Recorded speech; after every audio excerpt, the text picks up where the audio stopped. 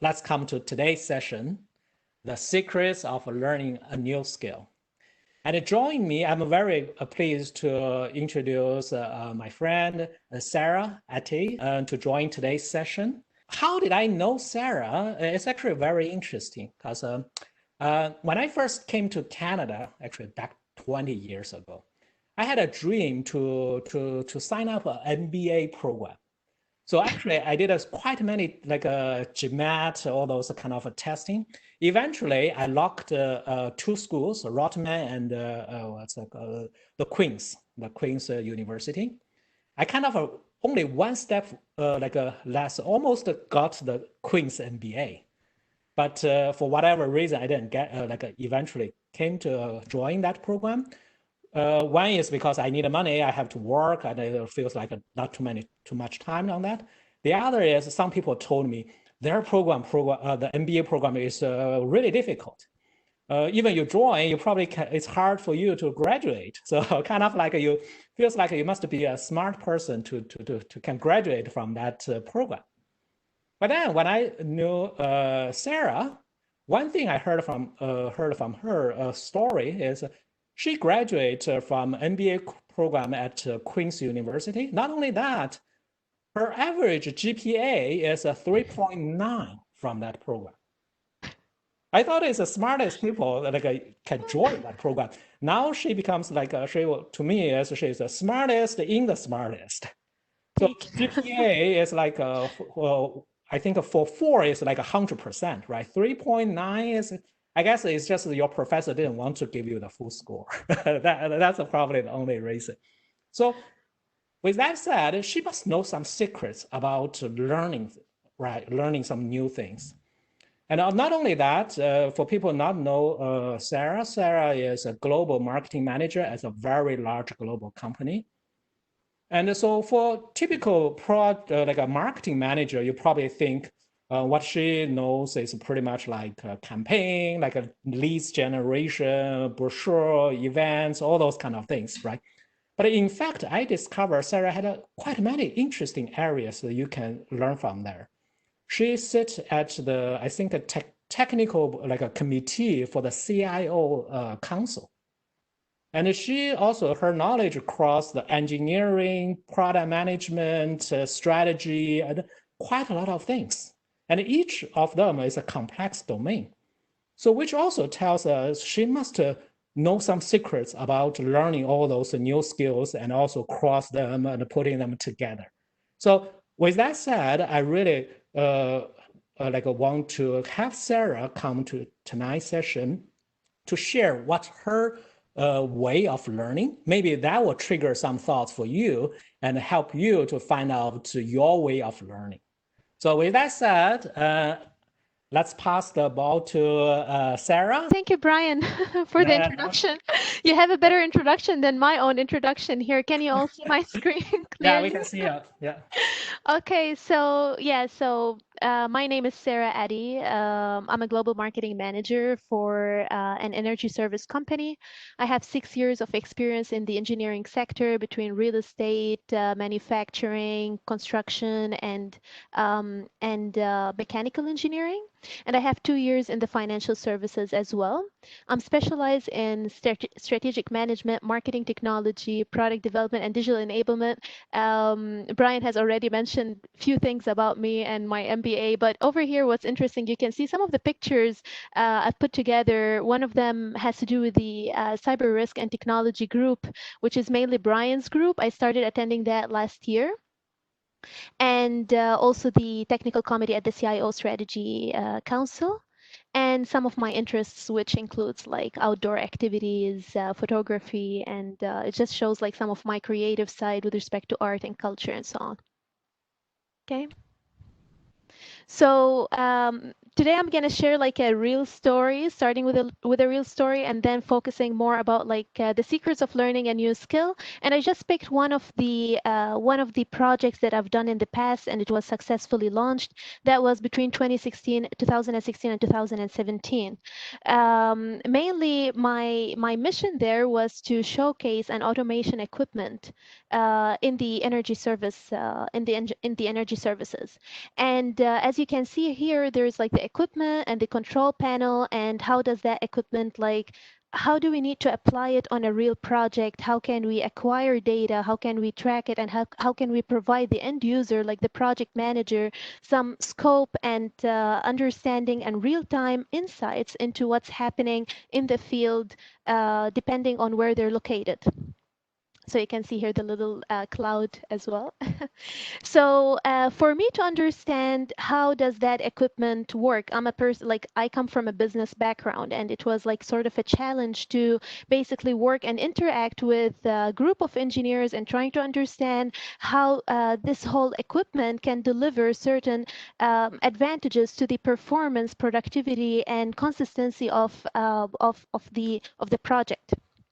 I asked to go to the lab and to see how things could be applied. A demo was basically presented back then, and then I had some resources. They were a mix of real footage, animation, and I had really some good skills with Adobe Cloud that allowed me to merge few things together. Then we had to look into like how can we create a storyboard. The vendor that I was working with was based in Calgary, so there was a project management component there as well.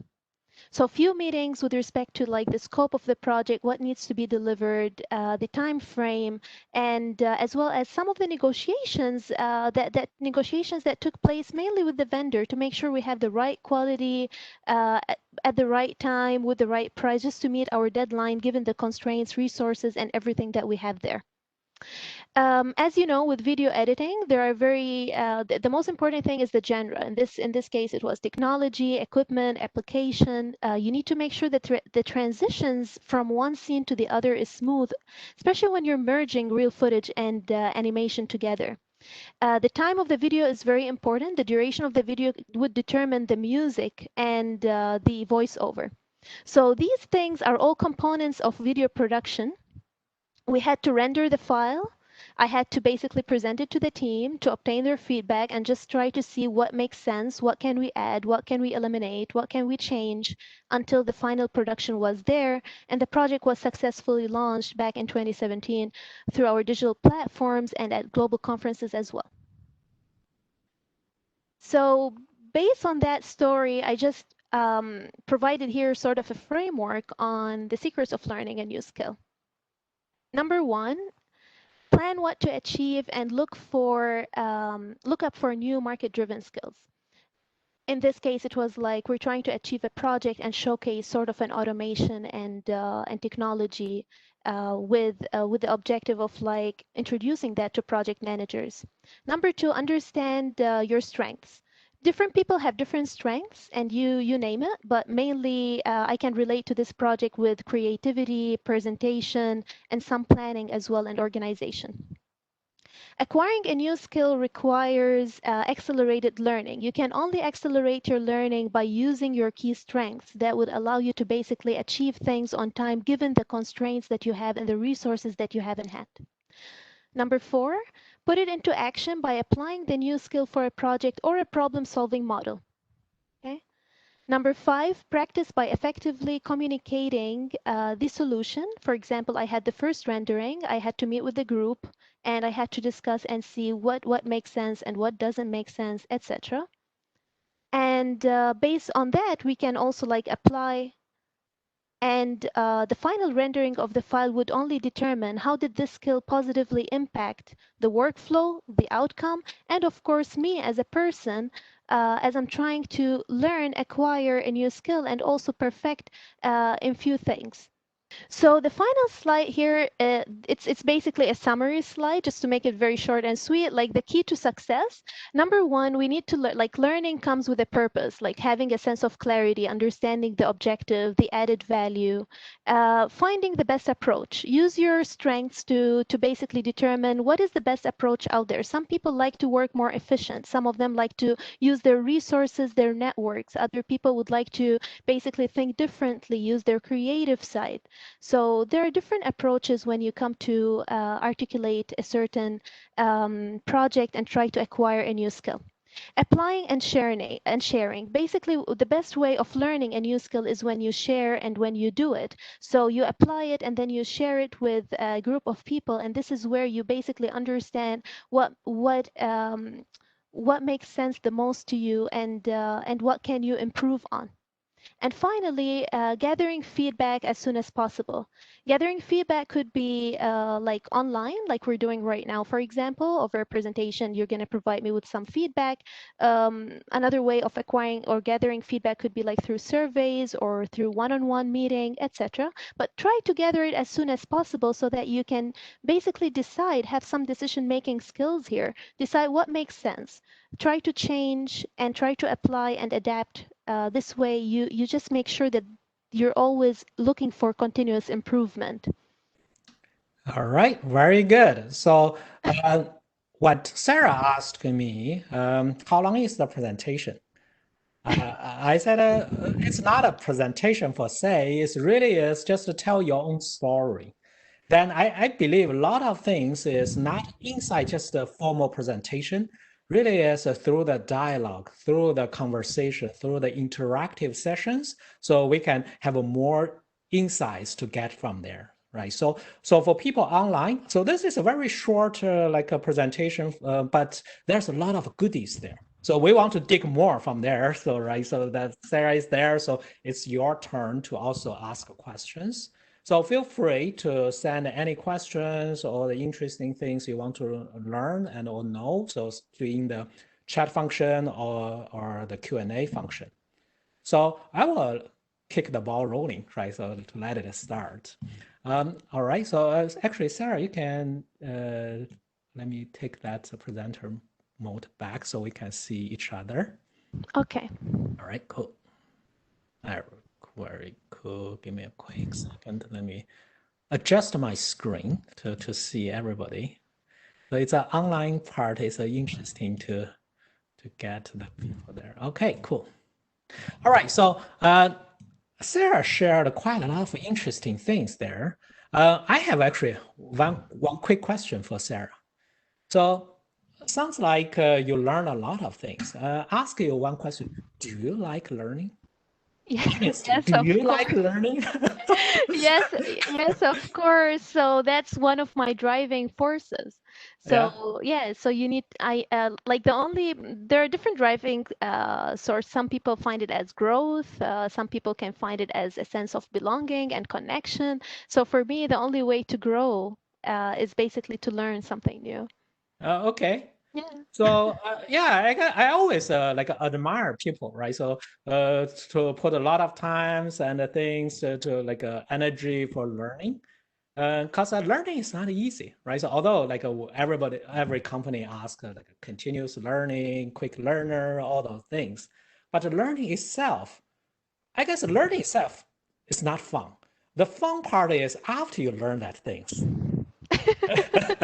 right? It depends if you have an exam or not, okay? So learning could be fun without an exam. Yeah, yeah. So Without sitting for an exam, I mean, I yeah. guess it's also it depends on what kind of things you learn, right? So, for example, if something like I don't know, if I play like basketball or like doing golf or whatever, those kind of things, probably I enjoy the learning things.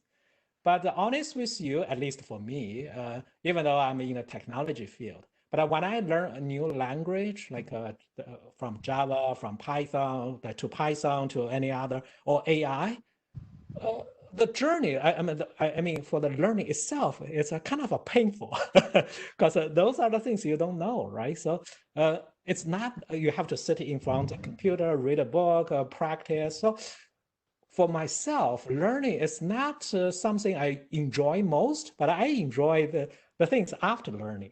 But Okay. that's back to your points here. Learning with a purpose. So can you elaborate a little bit more there? So maybe give an example. Sure, yeah. So if you're just learning for the sake of learning, then you will not achieve what you want to achieve. Even if you want to challenge yourself and put sort of a time frame there and say in 6 months, I want to learn something new, but if you don't have a purpose why you're learning it or something that inspires you at least, then your motivation would actually not be as steady as you think. That's one thing. The other thing is learning as a journey. It allows for certain benefits. So it depends. Right now, you're talking about, for example, different languages. Different languages allow the brain to remember more. So even Yeah. when we start getting older, we won't be forgetting things quickly. That's because the brain can read and read different languages. So that's one of the inspiring tools. That's one of the inspiring things. Like some people would be like more with respect to career development. If they want to learn something new, that would allow them. It will open up new opportunities for them. Yes. Then Yeah. it also makes a complete sense. For example, why am I joining the cyber tech and risk mitigation, being Mm. like coming from the business background and working with engineers and so on? It's Right. because first of all, it's a new it's a very like market-driven sort of ecosystem. It has lots of potential in it. There are growth opportunities. It will be applied on our day-to-day operations at work.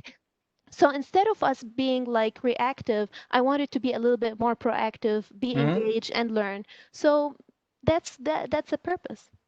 Yeah, I totally agree. In fact, my personal experience also the objective of that learning, right? So may not be big, maybe just for very specific things.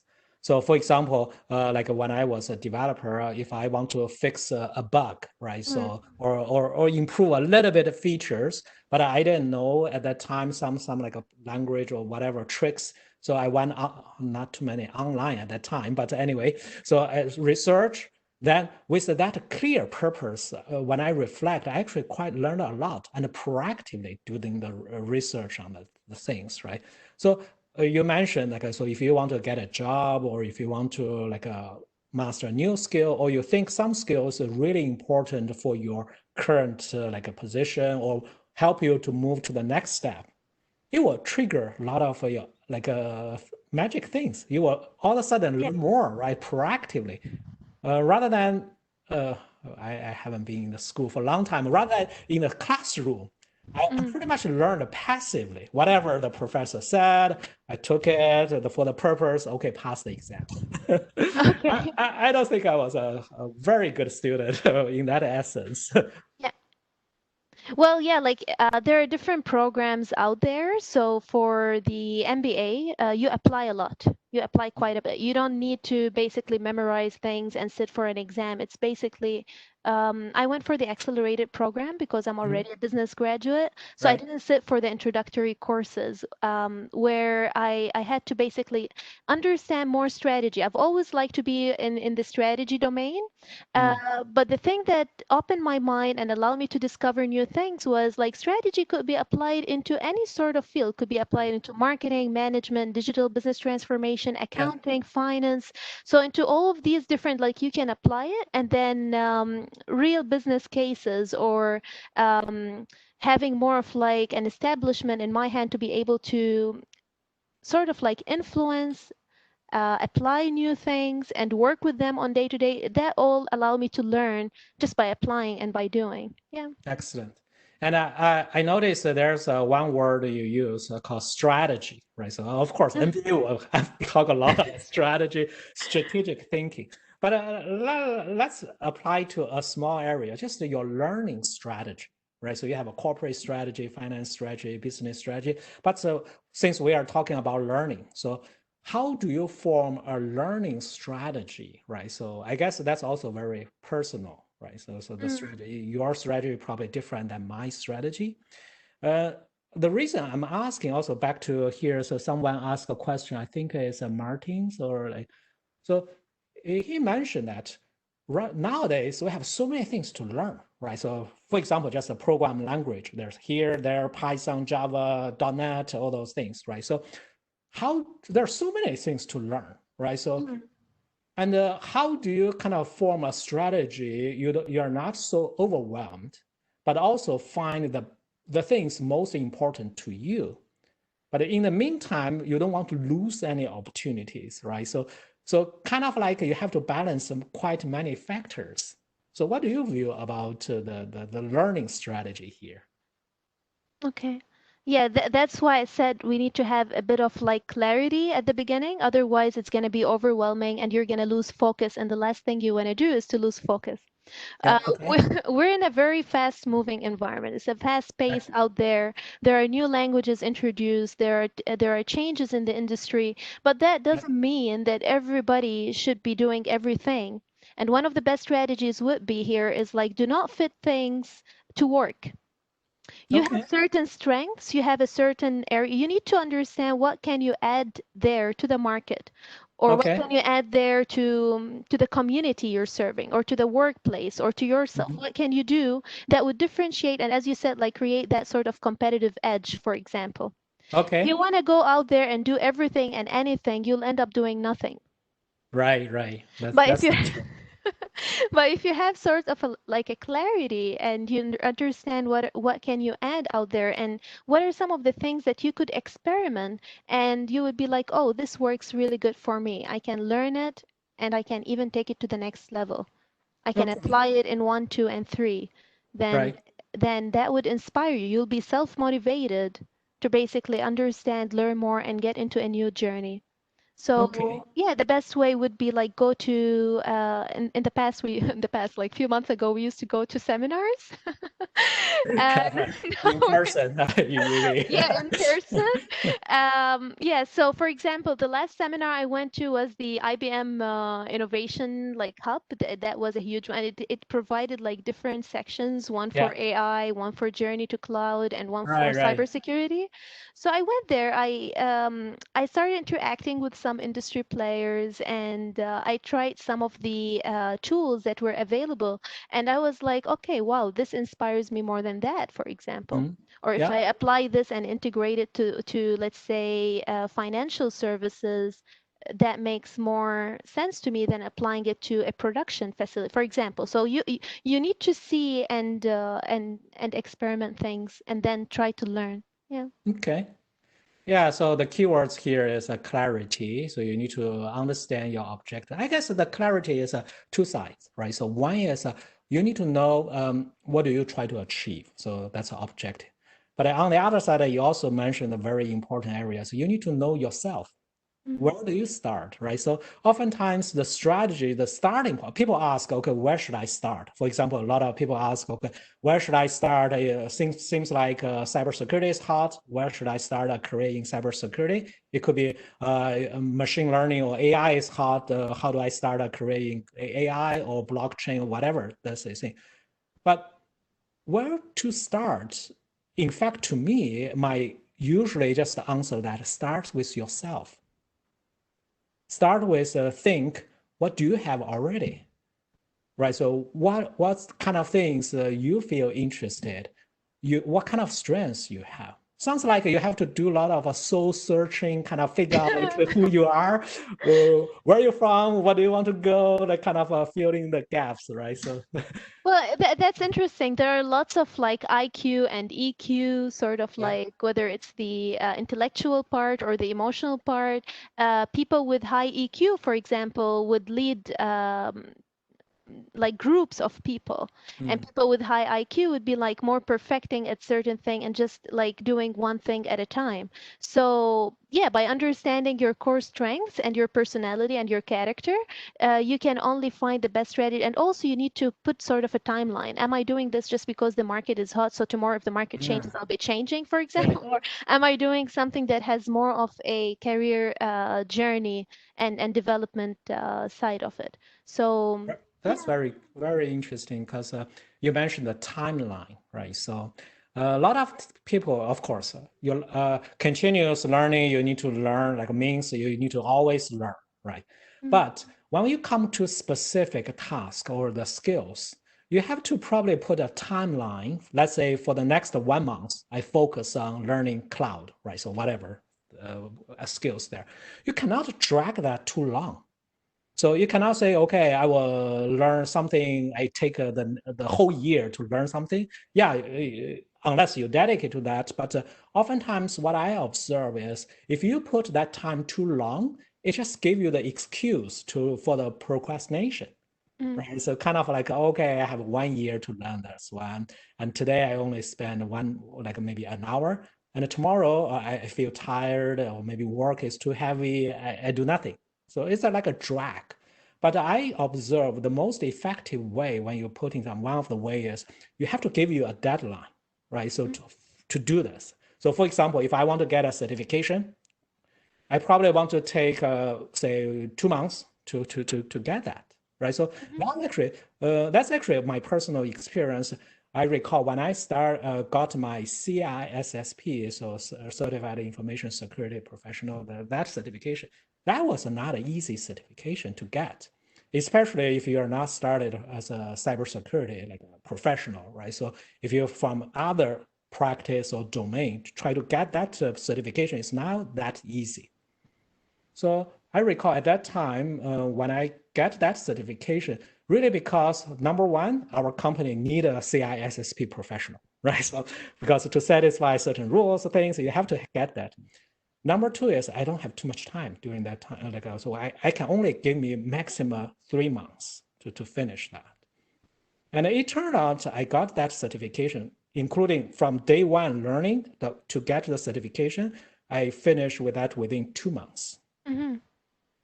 And on the contrary, so you will see a lot of training programs right now in the market.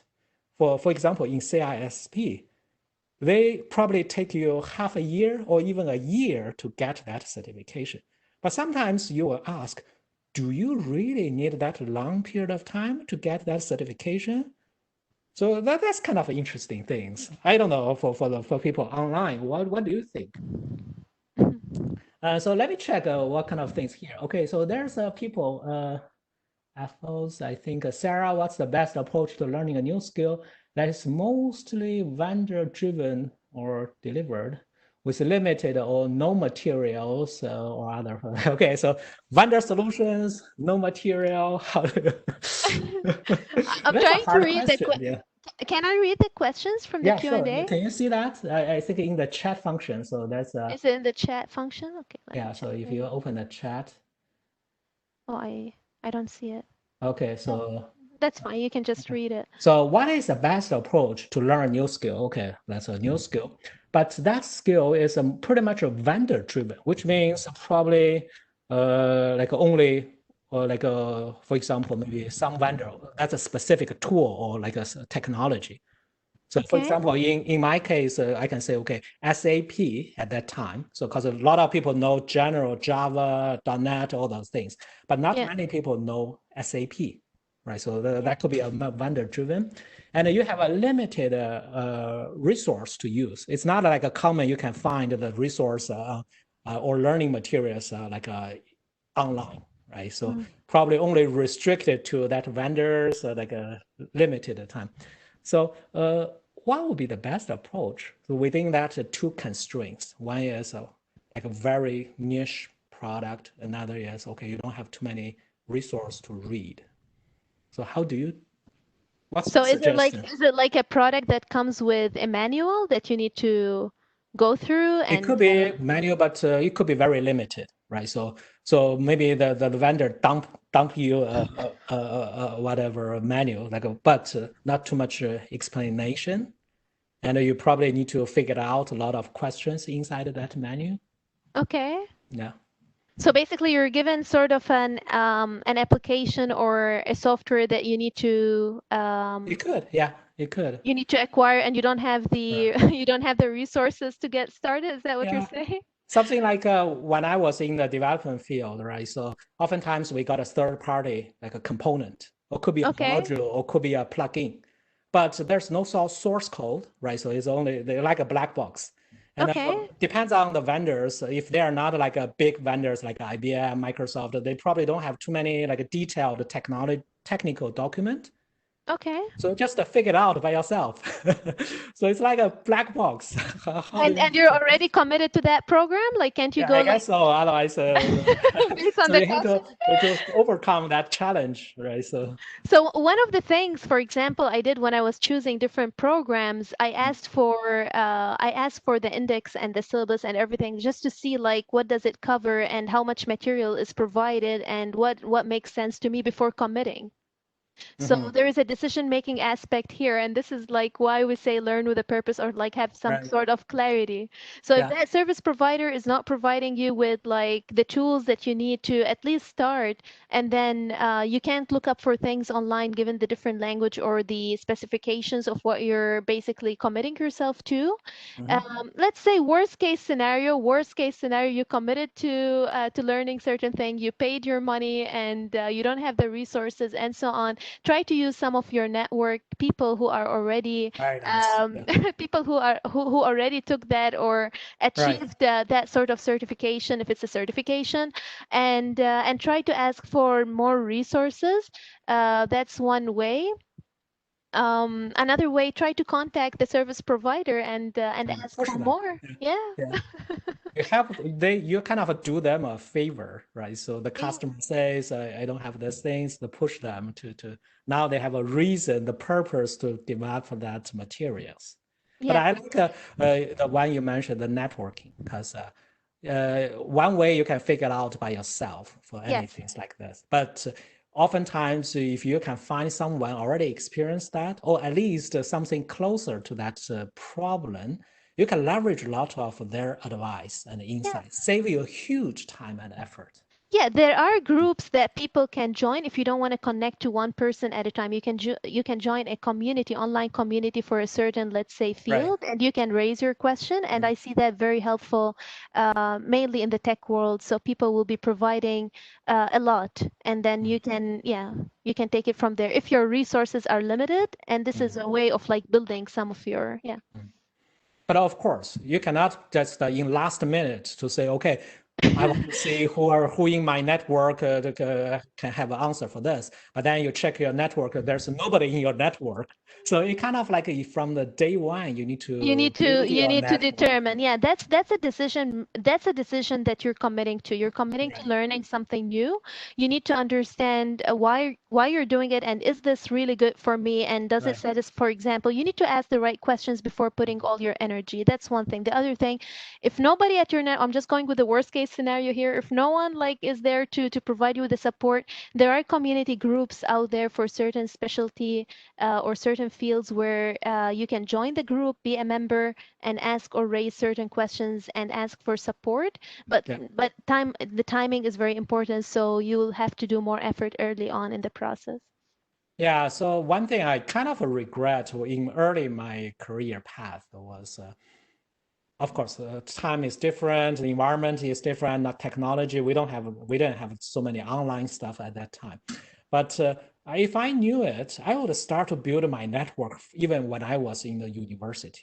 When I say network, it's not just my classmates or like people like to play. It's really it's industry. So for example, I'm in the computer place. I want to see, okay, how this industry is going.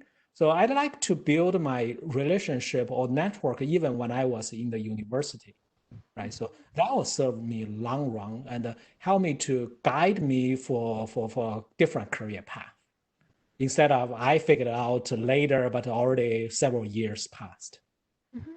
right? So that's a really good one. Um, all right, so well, let me see what kind of other questions here. Yeah, so people ask, Atie asked, asking professionals experience different application. That's all related to this one. For your learning, there is always like a short-term learning and a long-term learning, right? Mm, So for short-term, you can whatever jump to whatever hot or whatever skills you need at this moment. But mhm, there's a long-term learning. For example, you commit to a certain career path. mm, For example, in my case, I commit to the cybersecurity career path, right? So, what kind of like a strategy you can put to for the long term? So short term looks like we have a deadline, right? So that's very important, and but for the long term, so what's your suggestion, Sarah, for people to okay. build a long term learning strategy? Okay, well that's a good question. So first, I would determine what's a short term and what's a long term. Short term, Mhm. is it like 1 to 2 years, and long term, is it like um, let's say 5 years? Just want to make sure. In my way, in my understanding, okay, because in previously when we hiring people, right? So hire people, we usually say, okay, what's your 5 year goal? Yeah. It's kind of like to see your long-term objective. But the problem is a lot of people, they stay in a company only for 2 years. Yeah. Like actually, that's so true. For example, in like most major consulting firms, so Big Four. So the average people staying that consulting field is like a 2.7 years. So it's really, I think because the technology moving faster, society fast, that time when we call long term, really is kind of have to condensed. So But for those who stayed for long term, they became partners. you Right? could, yes, of course, yeah. So Yeah. So each person has a different way of things. Some people like jumping. Some people like, okay, I stay here, put my commitment, loyalty for another several years to see what's going on. So each way is yeah, okay. it depends. It depends at what stage you are at. Like if you're at a, let's say, junior associate level, you'll be jumping, that's for sure. But once you become at a senior enterprise level, this is where you want to nurture your Right. relationships, Yeah. especially if you're within a certain territory or you're within a certain, Mm. yeah, industry and a territory. So you would like to nurture that and keep them with you. You might still go to another company and move to another company, but you will be taking your clients with you in a way or the other. In general, your career path has its own way, but your learning is part of the journey. It could be with the existing employer, it could be with the existing employer plus a different employer or the next employer. This is actually also part of learn, because sometimes when you're at the same company, after a period of time, there is nothing new that you're adding to your key skill sets or to your growth potential there. So you would be Okay. moving. Now, going to the question of like, what's the strategy of creating a long-term sustainable learning path? Mm. Basically, it's just try to do okay, there are two types of people in general. There are people who are more like opportunistic, overly opportunistic, like they try to hit something. If it works, it works. If it doesn't, it doesn't work. So you can see that their chart is always doing like that. Yeah. Mainly Okay. people who like to hit it, I'm hitting it and I can see if it Yeah. works for me or not, then I'm Fire gonna try first to again. see if I And get the yeah, and objective. some people say like, and lots of authors were like, they all agreed on saying you learn from your failure. So Yeah. the tendency of doing the right thing and then dropping and going up and down is also a learning cycle for them. Mm. And there are other there's the different mindset where you take like the proper steps and you keep on growing one thing at a time and make sure that they are sort of like correlated. Like for example, if you are good in physics and in math and in certain, you cannot just jump into arts and fashion and so on. But you can go with certain learning or certain fields that sort of like work in conjunction or provide an added value or a competitive sort of advantage to your growth. Mm. To the consultant part, there are different consulting areas. There is like they're in technology, in financial services, in accounting, and you name it. Mhm. um, let's say you're in the information side and you're in the security side, and now you want to move from the IT infrastructure and security, you want to go to the IT communications, for example. First of all, you would ask yourself the few questions. Okay, I'm trying to make sort of a shift or a change, but am I still making sure that the learning is there? Or am I just like switching completely and that's a complete different Mm. thing? So a few Right. years down the line, if someone asks me about my previous thing, I don't have a clue. So it's very important that for learning itself, you build a strategy, which means that you're trying to put things together and build your own story, build your own brand, if you want to name it this way. Excellent. Mm. So that's a kind of like a tracking record. Here you go, a tracking Right. record. Yeah. Tracker record, right? So it doesn't matter which field you are, right? So you could change your field. You could move from this domain to another domain. But what people did best, really, they can see kind of like how do I say it, a string connect with those dots together. So Yeah. you can see kind of like a career path. May Yeah. not be like a straight like a line, but you can see, okay, they all kind of related and move you to the current stage and the future stage. So the tracking record. That's one thing. The other thing as well, do not quit. Even if time and circumstances and things just happen to not be like, just be committed to something, Right. and that's how you can achieve, given the time, the Mhm. conditions, the wherever you are. So basically, yeah. So do not ever quit and try to commit to what you really want. Mhm. And if you think you took that decision and you think it really adds value to you, regardless of what your environment, try not to deviate from the main purpose and Mhm. always have that sense of clarity. Yeah. I guess. Yeah, that's so true.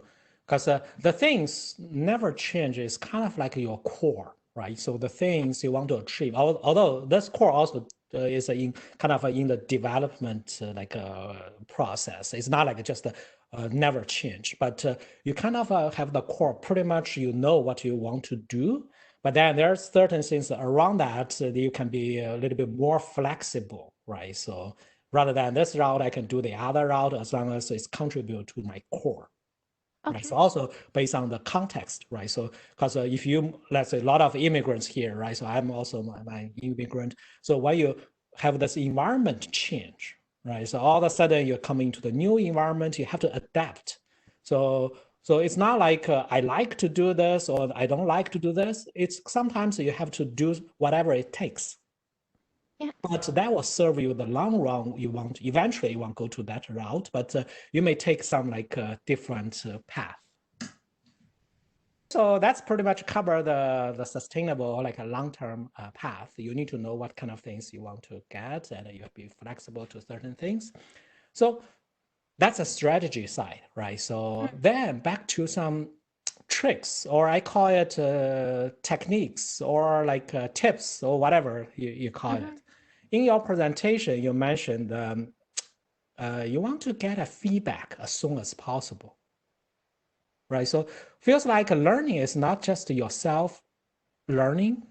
Like it's not like just you do it by your own. You also want to get other people's opinions or feedback or whatever things can verify, validate your learning. Can you elaborate a little bit more on that one? Okay. Yeah. So, um, especially when you're applying something and you're looking at or you're presenting it to a group of people, there will be things that your eyes couldn't capture, for example. Gathering feedback would allow you to see like what are some of the things that you have missed in the very beginning or during the project scope itself, and what are the things that you can basically apply and try to change, given what you have in hand. In this case, I was speaking about like more of like a video and a presentation that I put out there to a group of people. Yeah. But feedback could be obtained on different things. It could be like on a report, on a proposal that you put out there. It could be on any type of sort of presentation, okay? And you share that with a group of people, and then you try to obtain their feedback. And it's very important. People who provide feedback are basically more of like givers. They want you to accelerate at a certain thing, and they want you to improve. And that's Mhm. where continuous improvement plays a role. So it's very important to listen and to make like you need to make sure that you're applying what makes sense, and then adapt. And this is how we evolve. Yeah. Excellent. So seeking for some experts or like people have more experience, their Hmm. feedback, that's definitely will help you. And also get the like advice from a coach, from a consultant, from whoever knows something better than you in that domain. So that's Yeah. actually really good. And my next question regarding the feedback is, what if you cannot get feedback from people? Well, when I say that is oftentimes I don't know who to ask, or I'm just learning a new stuff. Like for example, I'm learning AI for say, Mm. I don't Mm. know any AI people. So what else I can, or what kind of ways I can get a feedback rather than just asking people to comment on the work? Are there any other ways you can get a feedback? Mm. So Mm. any thoughts on that one? Um, Rather than if, people. When we say feedback, usually it's like people comment on the work with you, right? So did you do good? Did you do something like you need to improve on that one? Are there anything maybe? machine can give you the feedback or whatever like a way it can give you the feedback. Well, that's a very interesting question. So, so let me put that into perspective. So you basically you're learning a new language, let's say, and you want to obtain some feedback. You want to obtain feedback on what exactly? So for example, I'm learning AI. Right? So I'm Okay. not an AI pro. Let's say I didn't know too much about math. I guess AI, you need to learn a lot of math or I actually, a lot of things I am not familiar or I forgot, right? So Okay.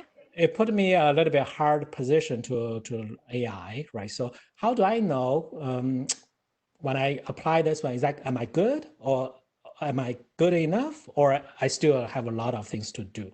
Now, one way, of course, if I have somebody already in the AI field, they can come Hmm. help me. But Hmm. what about, is there any like, I guess the very basic feedback is you take an exam, Okay. right? I saw usually right now the online tutorial or whatever. So Okay. you learn something at the And end. then you apply, there's an There's a exam. quiz, right? So Yeah. oftentimes I feel that one is quite helpful because when I read that or whatever Or material is skim there, through it. Yeah. I fell asleep a couple of times because Yeah. it's I You don't call didn't pay attention a few things. uh, Okay, so that type of feedback you're looking for. Okay, right. interesting. And Yeah, machines could provide you with feedback. They can tell right. you, And the uh, quiz I took immediately tell me, okay, something I missed, or something, oh, I thought I know this, but it looks like I missed some key points, or okay, something I already can quickly. So even for that small quiz, looks like a good feedback. And immediately, like right after I finished that article or the tutorial, I okay. can get some feedback. So that's interesting. I don't know what any other feedback you can think about. Yeah, that's interesting. So basically you apply it, you do sort of an activity, and Yeah. then it opens your eyes to things that you did not yeah, you did not like pay attention to, and then it will provide you with Oh, some I sort of don't know. Is insights that something I and didn't feedback. highlight? Yeah. Yeah, Uh, but that's part of the course. That's part of the yeah, that's part of the mm, course that you're subscribed to mm, or you're registered to. right. But if you're talking about like more of a project, let's say, which involves people and people are not around, like right now, for example, we're at COVID and everyone is working Right. remotely. Another way would be like the way we're doing it right now, like run a webinar and have a Yes. Q&A session Yeah. and ask for their feedback. Right. Or after the webinar is over, think of few questions that you would Mm, like to ask the audience and send it yeah. to them and try to obtain their feedback and insights. That's yeah. That's a wonderful idea because you mentioned that learning by presentation, right? So learn Yeah. something like because that's a brilliant way. Because I recall I was not trained as a teacher, right? So I didn't took like an academic training as a teacher, also, but I was teaching at university, colleges, and some like certification training, all those things. On one side is I guess by nature I love training and I can kind of relate it. I consider myself as a good teacher by nature, whatever it is. But Okay. on the other side is for the things I'm not familiar with, that actually gave me a very good learning opportunities because I have to predict what kind of questions students or the other people may ask. Yeah. So rather than if I just for the sake of learning, I probably just read. But now I have to learn more, and cause I kind of like a because I need to. One part is there's a deadline, right? So the time you need to teach, you have to finish all the learning before that day. On the other side, you think deeply about the topic and think more about scenarios. I guess that's a power of learning by teaching.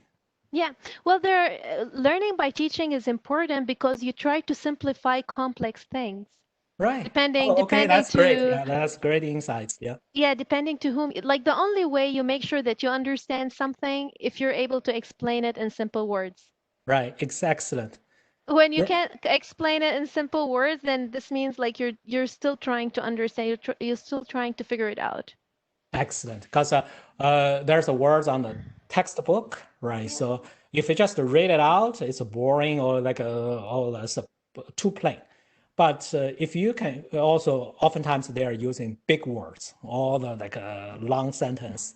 But if you can relate it to that concept to certain things, it could be an analogy, or could be a story, or could be some like things people can easily understand. So then actually you move to another level. Rather than just like stick with the textbook, you kind of make those knowledge live, and you will remember more and apply more. So that's actually very good because when you, especially right now, for example, in cybersecurity, your job is not you're the expert in certain things. Part of your job is also educate others to help other people understand what you're doing. I guess that's same as any other domains. Yeah, yeah. Yeah, Wonderful. when our company first like subscribed to an inbound marketing tool that Mhm. could integrate to Salesforce, for example, and we had lots of people out there that would like to get some training, I was one of the people who started with like the configurate setting up the configurations and the integration and so on. So I was Mhm. able to provide some mentoring and training to the rest of the team. Mhm. And depending on their fields or on their focus, we're different divisions. Like we have different target markets. We have different languages. Like one of the divisions would be doing stuff in Mandarin, Dutch, and English languages, for example.